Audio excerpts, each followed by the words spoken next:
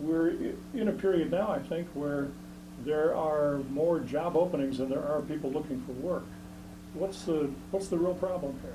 The real problem here is the pay of a lot of these jobs and the nature of a lot of these jobs. This idea goes back to John Maynard Keynes in the 1930s. True full employment.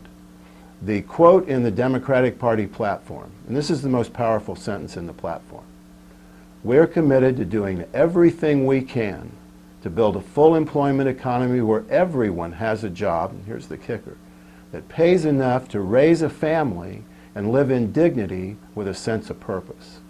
Now, Franklin Roosevelt picked this idea up with a lot of help from Eleanor Roosevelt in his 1944 State of the Union address, when he called for an economic Bill of Rights, and a federal job guarantee was the lead issue there, along with, I will add, a decent income for small business owners and family farmers, free from unfair competition. Our family farmers and small business owners are facing a lot of unfair competition right now.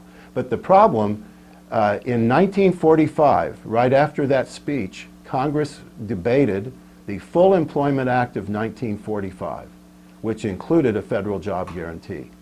The federal job guarantee was negotiated out of it by the time it passed the following year as the Employment Act, notice the word full missing, of 1946.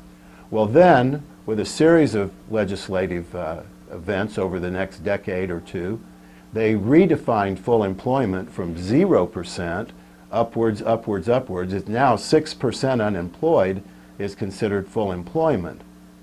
Well, that comes as news to the more than 1 in 20 people looking for a job who can't find one, and there are mismatches. But the big problem is far too many people, it's not the lack of a job, it's that they're working 2 or 3 jobs between a couple, in many cases maybe 3 or 4, and they still don't have time to spend with their kids the way they should, because they're scraping to put a roof over their head and food on the table.